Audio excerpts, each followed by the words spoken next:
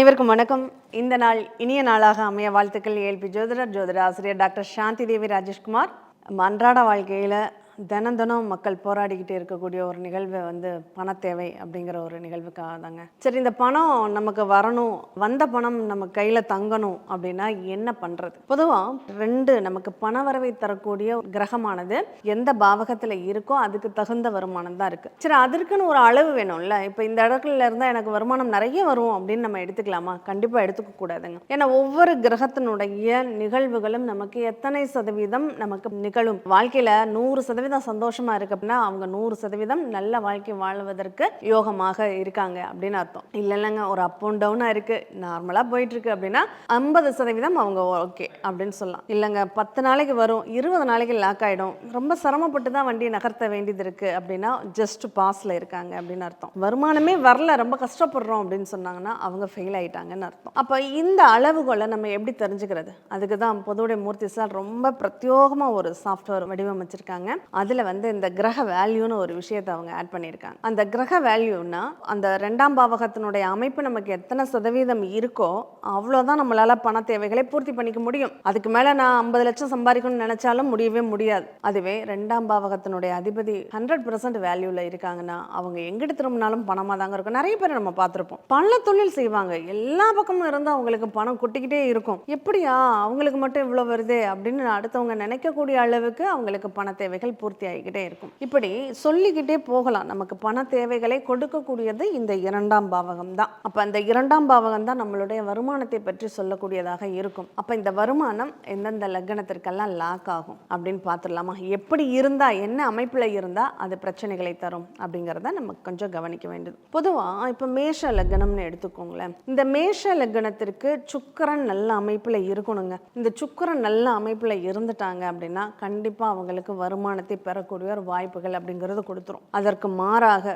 சுக்கிரன் இவங்க ஜாதகத்துல நல்ல அமைப்பில் இல்லை, அதாவது உங்க ஜாதகம் உங்களுடைய அட்சய லக்னம் மேஷமாக இருக்குன்னு வச்சுக்கோங்களேன். நான் எப்படி என்னுடைய அட்சய லக்னத்தை தெரிஞ்சுக்கிறதுன்னு நினைக்கிறீங்களா? நீங்க கூகுள் பிளே ஸ்டோர்ல போய் ஏஎல்பி அஸ்ட்ராலஜி ஆப் அப்படிங்கிறத இன்ஸ்டால் பண்ணுங்க.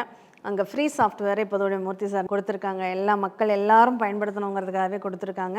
அதனால் அதை இன்ஸ்டால் பண்ணிவிட்டு அதில் உங்களுடைய பிறந்த தேதி, பிறந்த நேரம், பிறந்த ஊரை நீங்கள் போட்டுடுங்க. அது எப்படி இன்ஸ்டால் பண்ணி அதை எப்படி பயன்படுத்துறதுங்கிறதுக்கான வீடியோவும் சஷ்டி டிவிலேயே இருக்குது. அதை நீங்கள் பயன்படுத்திக்கலாம்.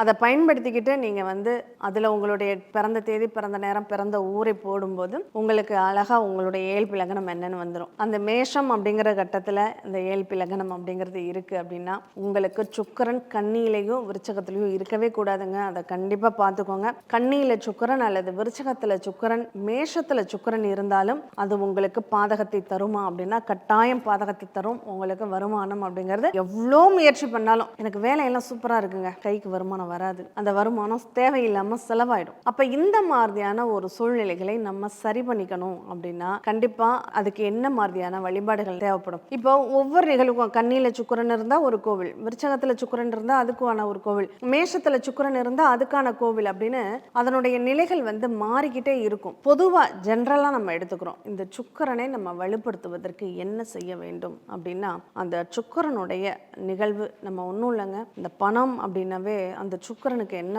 ஓமையா சொல்லுவோம்னா ஊறுகாய்னு சொல்லுவோம். அந்த ஊறுகாயை நீங்கள் தானமாக கொடுக்கணும். நீங்கள் பயன்படுத்தக்கூடாது, மற்றவர்களுக்கு தானமாக கொடுத்துட்டு இந்த கோவில்னு எடுத்துக்கும் போது நீங்கள் சுக்கிர ஸ்தலம்னு சொல்லக்கூடிய ஆலயங்களுக்கு நீங்கள் போகணும். அதில் குறிப்பாக சுக்கிரன் ஒரு சிவபெருமானை வழிபட்ட ஆலயங்களுக்கு நீங்கள் போய் வழிபாடு பண்ணுங்க. அதில் நம்ம சுக்கிரஸ்தலம்னு ஸ்பெசிஃபிக்காக சொல்லக்கூடிய ஒரு நிகழ்வு அப்படின்னா ஸ்ரீரங்கநாத பெருமாள். அந்த ஸ்ரீரங்கநாத பெருமாளை நம்ம போய் வழிபாடு பண்ணலாம்.